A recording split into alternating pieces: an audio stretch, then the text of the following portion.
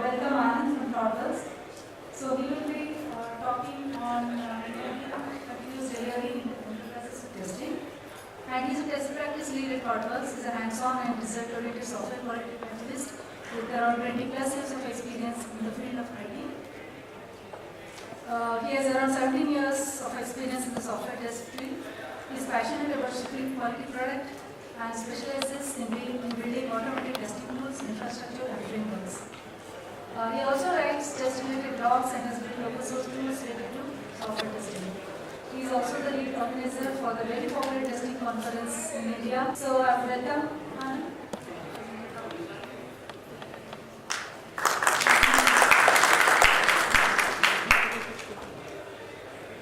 Morning, everyone. It's still morning. Can everyone hear me okay? Yeah.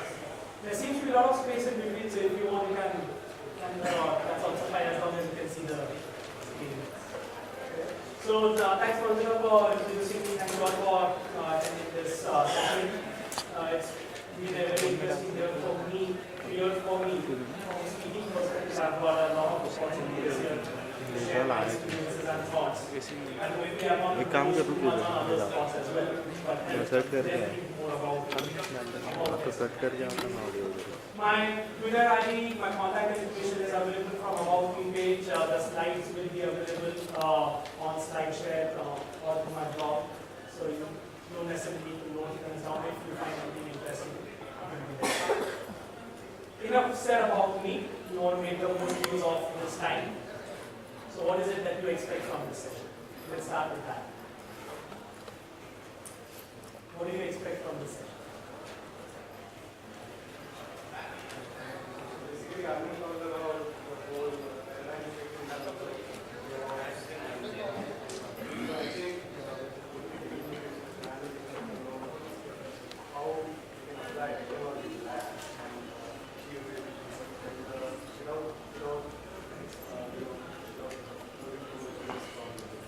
So how can we incorporate practices like DevOps and others to get into better delivery, or if I can put it in different way? Okay, yeah, we'll be talking about that, and that will inform a case study, so hopefully you can relate to it much better than just this is a hello world example and how to build an enterprise app out of it. Right? So hopefully it will be more valuable in that way. Any other expectations? Yeah. How do the testing teams or testing resources gear up for performing better in continuous delivery continuous testing? So testing strategy for continuous delivery, how can we really incorporate that? And we'll be covering some aspects of that in this for sure. It is not core on the testing practices necessarily, but of course that's one of the major chunks. So we try to address it as much as possible. If it is not addressing your questions, let's talk post-session. We can definitely connect more on that. What is the trend in changes in the automation tools? What are the changes in automation tools to adopt with continuous delivery? That's a very loaded question, and finally a question which we will not be too focusing on a lot. Okay, but we will talk a little bit about what is required from an automation perspective as well. But the focus is not on the tools, especially in this case. Okay. Anything else quickly? Yeah. How would this align to customers' business? How would this align to customers' business? Excellent question, and we will talk about that. The case study is based on that for that.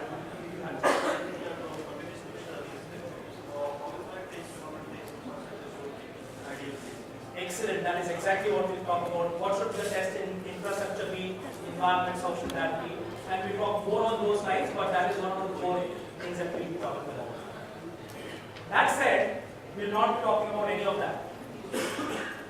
What we are really going to talk about is a simple magic show. We are going to prove a triangle is a pentagon. Okay? We all understand polygons, right? At least to a certain level. We are going to prove a three-sided object is equal to a five-sided object. Okay? And at the end of next 40 minutes, hopefully we'll all agree that yes, it is possible. If not, we just have lunch today. So let's get started. The objective of any organization is threefold: make money by providing value, or in limited money provide value, not for profit type organizations. Right? To do that, they need to get whatever their service offerings are, products are, in front of the end users in the right time. If they don't get that service in front of the end users in the right time, it's no use. No one is going to use it, no one is going to consume it. Doesn't help anyone. But it doesn't help anyone if you get the product out in the user to the user at the right time, if it is not of good quality. These three things are not compromisable at all. Any organization, whether it's a bank, a retail, or any type of organization, this thing holds true. What I'm going to share with you today is a journey of a core banking implementation for one of the large banks in Australia, and what journey they went through in their core banking implementation, going the agile way, trying to achieve continuous delivery. And what do we do? What kind of test strategy we put in place to enable that? And hopefully a lot of these other questions or expectations that we had, you'll be able to relate to these in certain ways. Okay? Before we get started, how many developers in the room? Any developers in the room? So at least one person we can point fingers. Okay. Testers. Wrong question. Manual testers. Automate. Okay. No, few manual testers. Automation. Automation and manual. Okay. Leads. Managers. Business analysts. Any business analysts? Good. Product owners, project managers. You're missing a few representations. And why? Because quality is not the testing team's responsibility anymore. If you think you are the gatekeeper, please find alternate jobs. You are not the gatekeeper anymore. You don't define or control quality of a product anymore. What you help doing is find out if the product is being built right. The right product is built and it is being built right. But quality is a team responsibility. If the business analysts or product owners have given a wrong requirement, why are you the gatekeeper of someone else's problem or someone else's fault?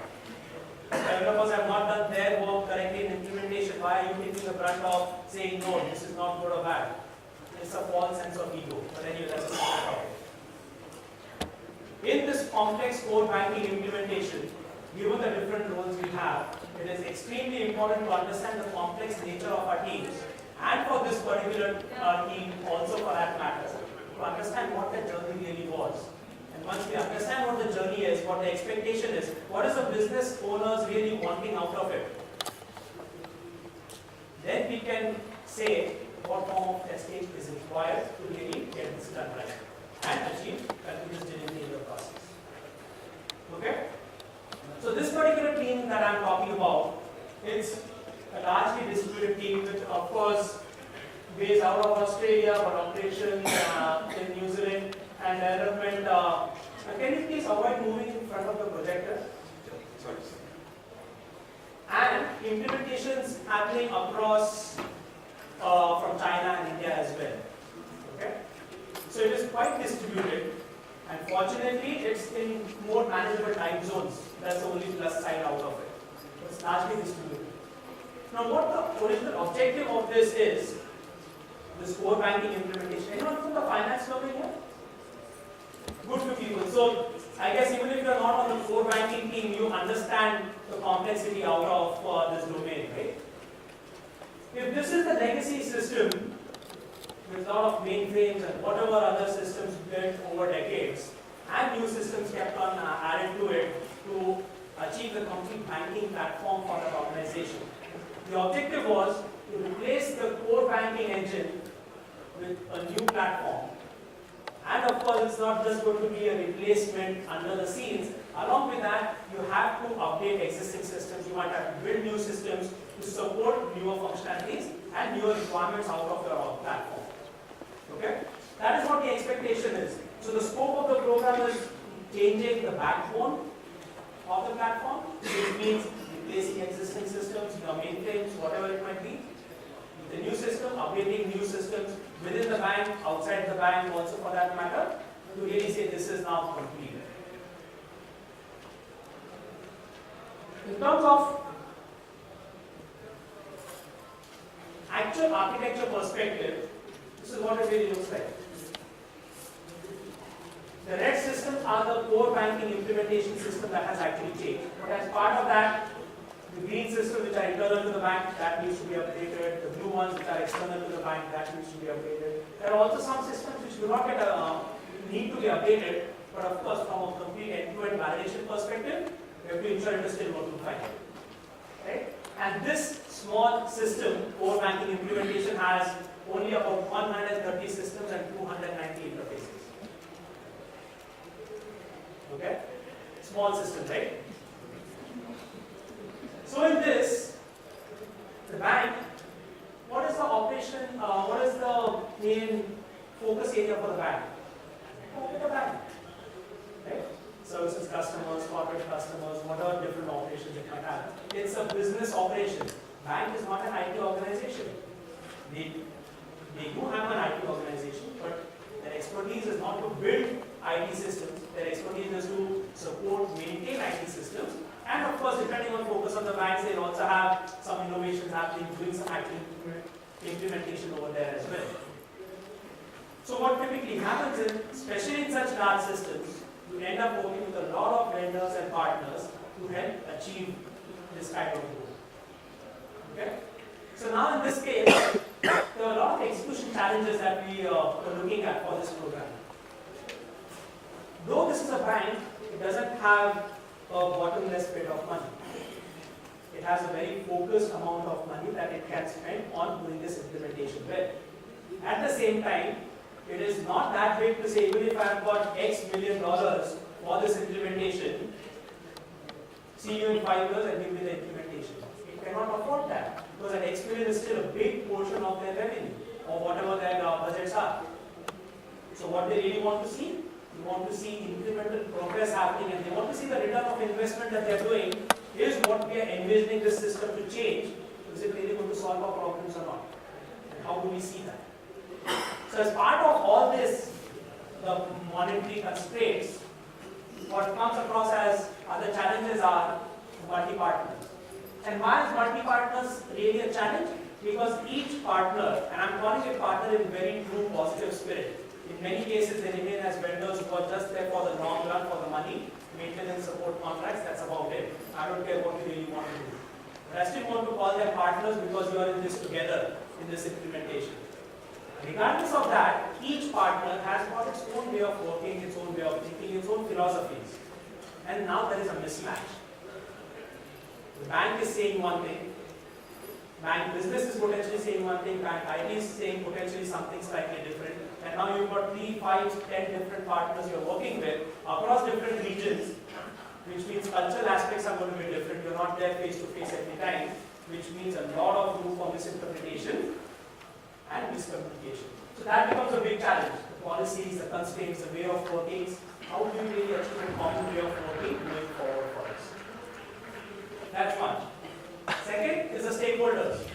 When I was working on this program about 3 years ago, at that point, I was focused only on the testing side of it, but I was working with about 17 or 18 different stakeholders from business, IT and partners, and it used to be a constant battle for me to get them on the same page. This is the kind of testing we need to do for these reasons. How do we really get everyone aligned? Each stakeholder has got different objectives again, right? I'm not saying right or wrong, but they've got different objectives. They're looking for their own business unit or their functionality. How do you make sure at the program level it is all working well? That's another challenge. Now, Agile. Who here is not working on Agile-based projects? I asked a question right in the first time. Everyone is working in the Agile way. Now, if I ask you all, write 5 points what Agile means to you, how many points do you think will come out when we consolidate everything?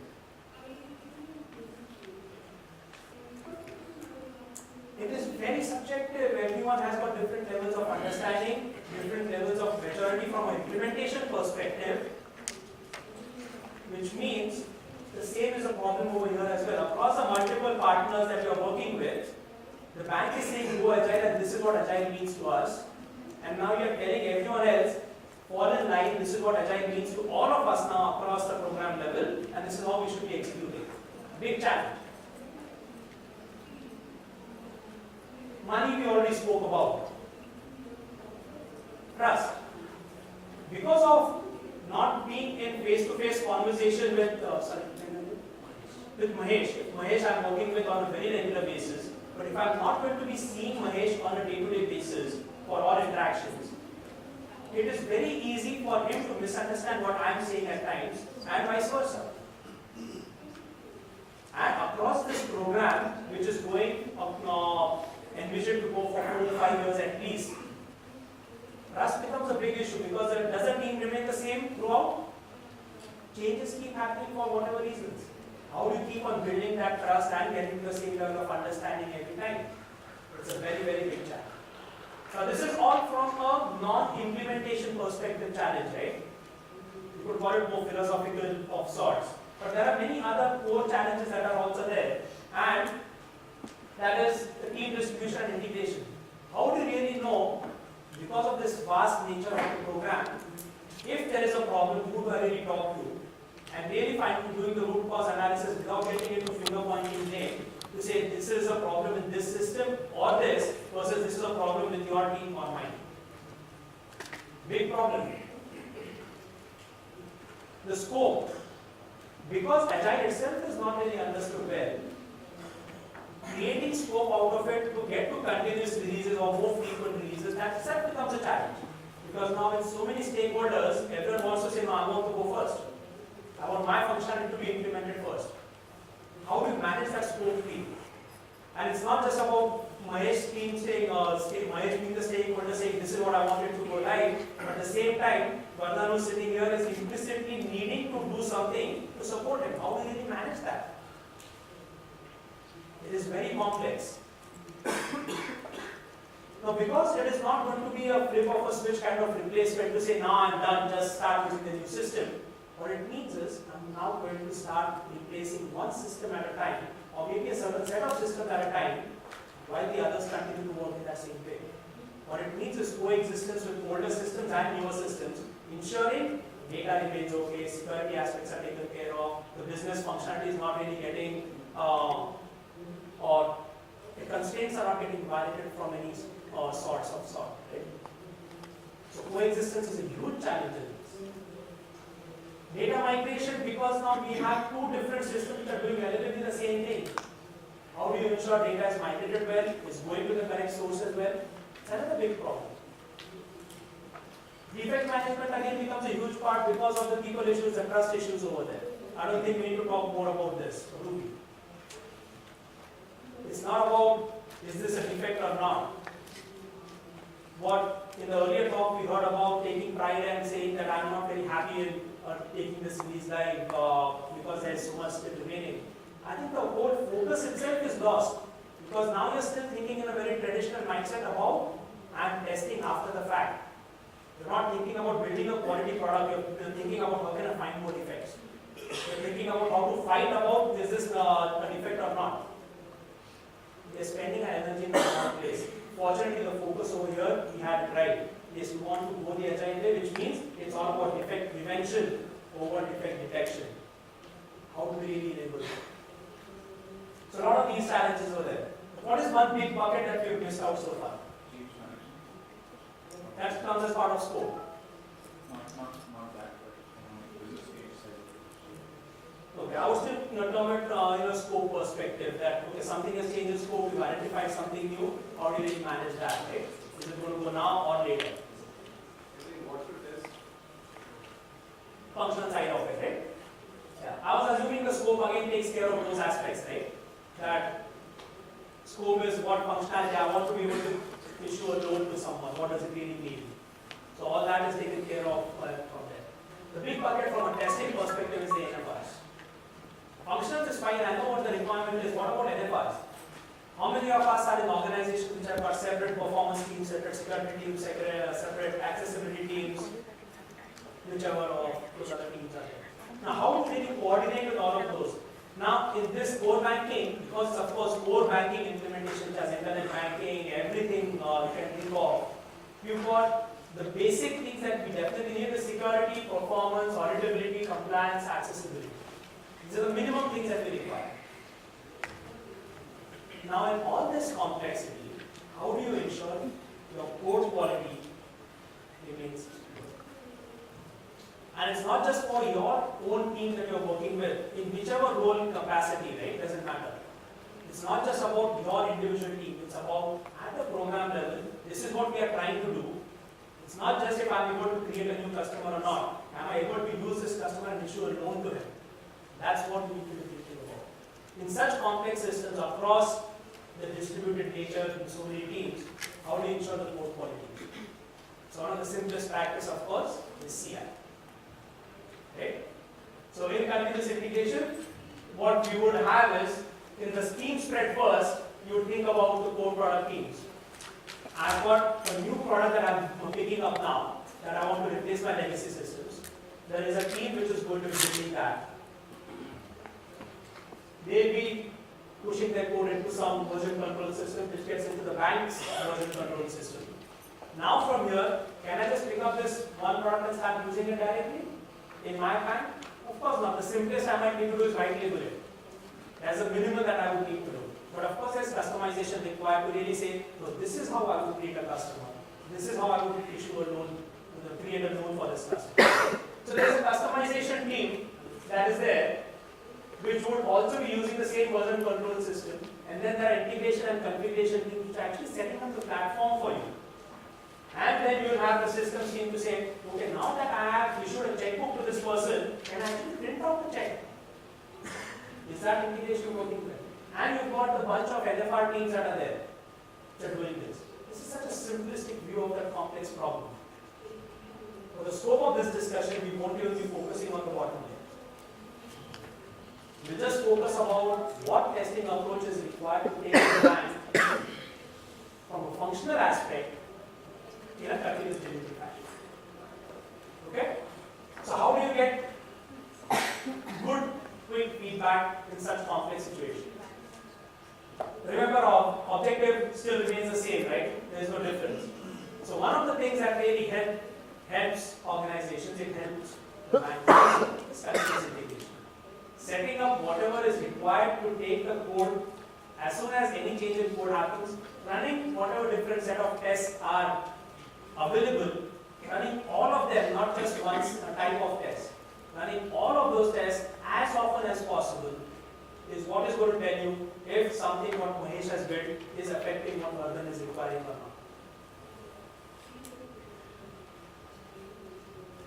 This aspect is not a new thing. Continuous integration has been around for a very long time, so there is no difference over here. But for those who might not know, what it means is any developer who has checked in code to version control systems, automatically tests will run.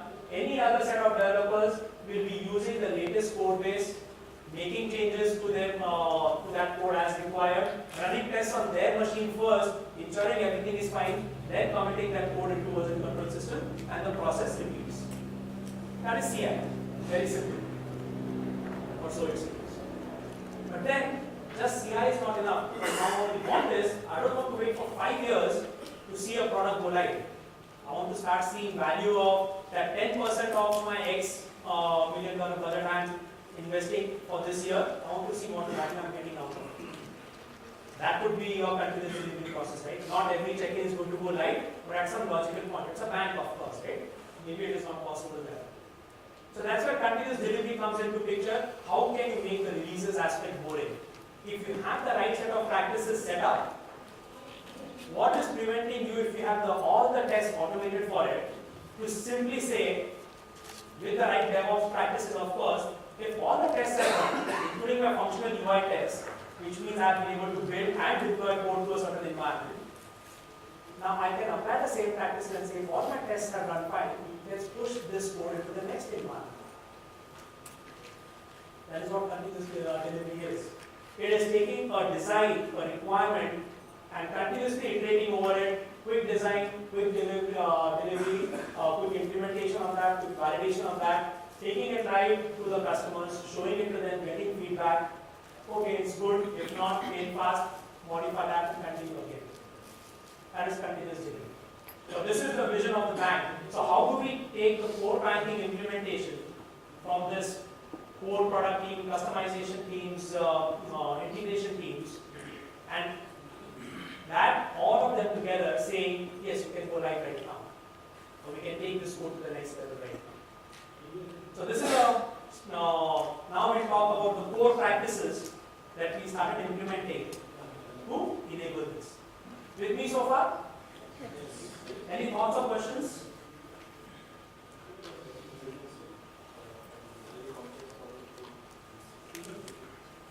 Yes, and I'm hoping everyone can relate to this complex problem also, right?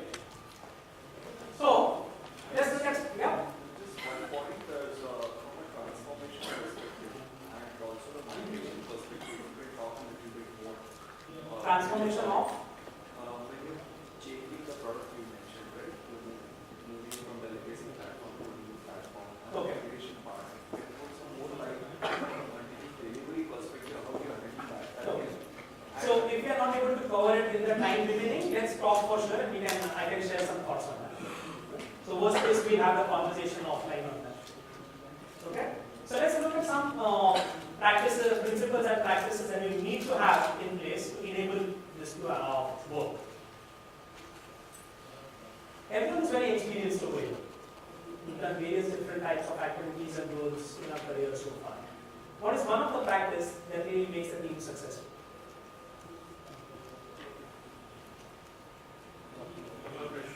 Collaboration. Teamwork. That's collaboration. Trust. Clear objectives. Transparency. Good communication. Transparency. Transparency. Insights. Clear goals. Upscaling. You'll never get what I'm looking for. Expectation management. It's test automation. You guys are right, but I wanted to focus on one specific aspect. Okay? It's important. What you said is absolutely essential also, right? But this is one of the practices, if you do it well, will help the team succeed. Let's talk about some anti-patterns or practices which really hinder collaboration or rather getting the right thing done. What are some of those? Resistance. Resistance, manual testing, what else? Different tools. Test automation, you read the slides earlier. Congratulations. So test automation as a practice, if done well, will help the team succeed. If not done well, will ensure failure for the team. And as a result of failure, it could be because of different tool sets or whatever else around that, right? But it will also mean that you are spending a lot on automation, you are not getting any value. As a result, you still have to do a lot of manual testing, which we know is low error prone anyway. Right? So this is a practice which teams have to focus on a lot to really get things done right. Now, what really is test automation? It's a safety net. Right? The fisherman goes to the sea to catch fish using a fish net of the appropriate grid size based on what fish he wants to catch. Using a very large net size, he is going to catch only big fish. If he is interested in small ones, they are going to escape anyway. And the other way around. He is going to catch a lot of junk instead of what he is looking for. Likewise, automation has to be done right. And what does it really mean by doing right? Test automation, why do we do it? We want to get quick feedback. You will get quick feedback only if you run it very often. You will be able to run it very often only if the tests run really fast and the results are predictable. You can make sense out of it. So how do you get feedback from test automation? You cannot write thousands and thousands of UI-based automation tests, whether it's Selenium, QTP or any other tool. It doesn't matter. If you have the wrong tool sets, it is never going to help you. And if you just focus on the top layer, it is never going to help you. So what do? You have to look at the test automation pyramid. Okay, I'm not going to spend too much time on this because I want to get to the real core aspect of it. We are still not close to the core concept. Okay? For those who have not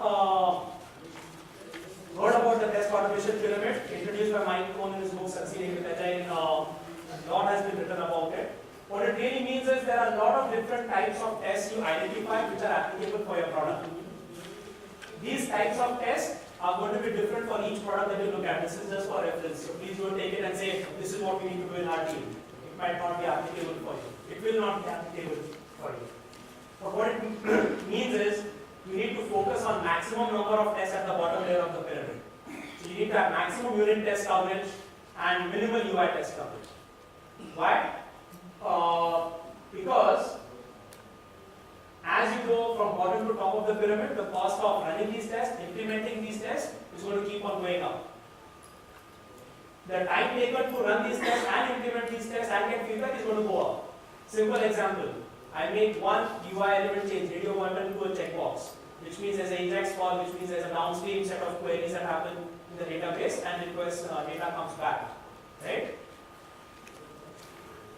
To test it at a JavaScript or a unit test level, it's going to be very easy. The developer can run those tests on their own machines and validate things are fine.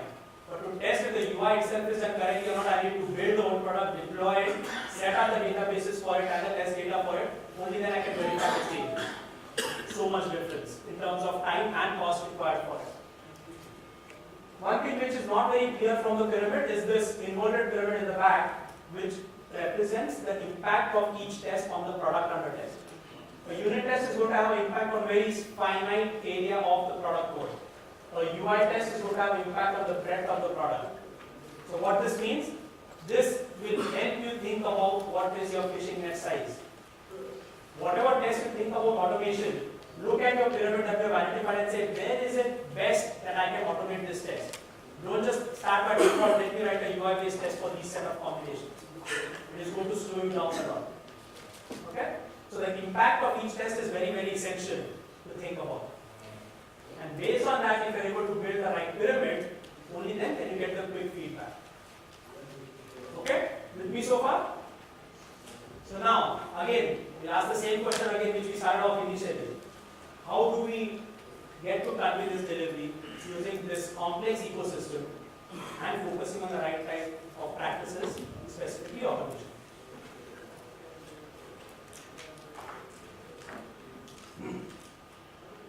So, let's generalize the pyramid that we have for this core banking implementation. You've got unit tests, integration tests, web service, function, and some manual exploratory tests that are required for it. Now, if these four sets of chairs, these four groups, represent four different teams, and if this is our objective of what we are trying to change the core banking legacy system into a new one, each team needs to think about what is the pyramid that is appropriate for them. This team is working on some core mainframe-based, interaction-based thing. This might be doing some internet banking, so it's cutting-edge UI type of work, for example. Each team thinks about what pyramid is applicable for them. And based on that, the team implements that pyramid. Okay? That becomes the first approach. The team thinking about, based on what I'm doing for this whole program, what is it that can give me the most effective feedback, quickest feedback for us? Now, each team needs to now take it to the next level. It's not just right now, because I'm dependent on so many other teams, this sort of is my developer environment where everything else is stuck. I don't have any interaction with out of my team at all. But now I need to start interacting with another team. So developer machine, then a stub environment. And now I start interacting with another team, which means for internet banking, if I need some others in this team, or more importantly, the others are still stuck, but I'm going to start integrating, writing tests that integrate with this other team. I can start seeing that value about getting, I'm still getting quick feedback, I'm getting that value. What these other shades represent is that from an independent team perspective, I might not have a lot of UI tests. Because it's not possible for me to generate a UI on my own, for example, right? I might not even have a lot of web service tests. There are very few which I can run independently without any other team really integrated with me. But as I keep moving ahead, the number of those tests start increasing. At some point, you would start questioning, for this same code base, I've run the unit test so many times, does it even make sense for me to repeat it again in an integrated environment or semi-integrated environment where I'm not seeing any different value output? When I go to my full integrated environment, I might not need my unit and integration test at all, because my web service and functional tests are now actually doing that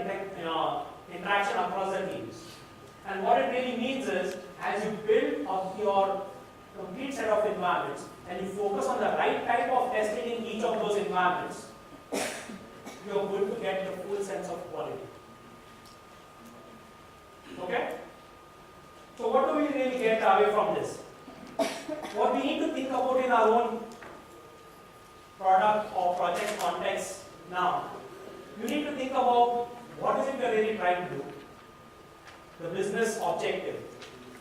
Based on that business objective, based on the distribution spread that we have, what processes and practices and tools that I should be using to really enable good communication, collaboration, and getting good feedback. Don't start off saying that I already have a license of these set of tools and I want to use those tools, so what process I need to put in place to use it. It's always going to be eating the other way, which is not satisfying in any way, it doesn't solve the problem. Find out what is fit for purpose and do that. For that matter, it is not really a problem if different teams are using different tool sets because their objectives are really different. But you still need to think about how they're going to come together again. How is the integration testing really going to happen for that? And as long as you have got a good answer to those, it is fine to use different tool sets which are actually fit for purpose. Think about each and every different environment which is required for you. Be idealistic in this case, right? And you might think that based on the complex environment, I need 10 different types of environments in staged fashion before I go to production. Fine. But start with the ideal list and then apply the practical aspect on top of it to say, okay, based on whatever management we need to do for these environments, whatever cost that we need to incur for these and licenses and whatever else, can we optimize these 10 and make it maybe 5? But if you start off saying that no, I can do only 5, then you're starting again on a back foot. You're not thinking what is really required for it. Smart automation is very essential because now you want to say, based on if a developer is making change to a particular class, the developer doesn't want to run all thousands of tests on his machine before saying I can check in this code into the version control system. So how can you identify tests smartly to say based on these set of changes run only these set of tests on the local machine and then proceed. Likewise, based on different environments, how can you say which types of tests are essential to be run in that environment to get the feedback? That becomes very important. Running through some of these little quickly, identification of tests is very important. Identify the right types of tests, categorize them well. The DevOps practices are very essential because now if you are not able to automatically deploy the same code into another environment with the right configuration changes, you've lost the battle over there. Testing can never work in isolation. You have to get to use this approach, you have to get your management on board, you have to get developers, DAs, everyone on board, business stakeholders on board to say, if we focus on these types of testing in these different environments, this is the value you will get out of it. In isolation, you can never really get those. Test consolidation, very important, maintenance, prioritization, and having a common repository, common tool sets is going to be very critical. Single dashboard so that we don't want to inhibit transparency.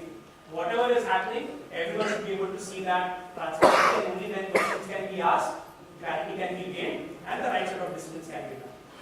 So, $1 million question.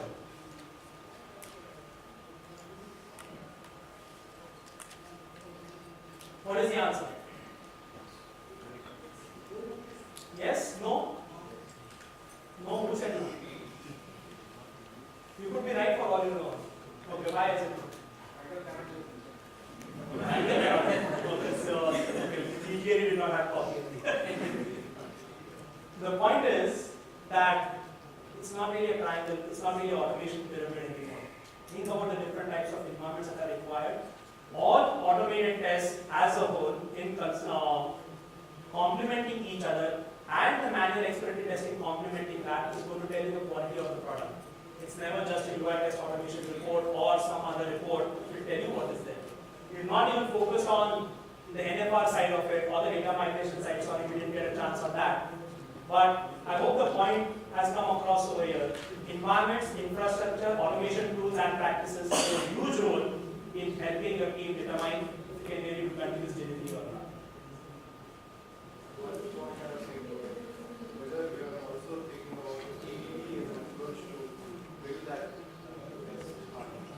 if this team is starting a new functional, so the question is TDD an approach over here that can be considered of sorts, right? It's a practice, okay? If this team is working on mainframe systems or legacy systems, TDD is not going to be possible without massive refactoring, if at all. However, if this team is starting off fresh, adding new functional value on top of the existing platform, it's greenfield essentially. They can start TDD out.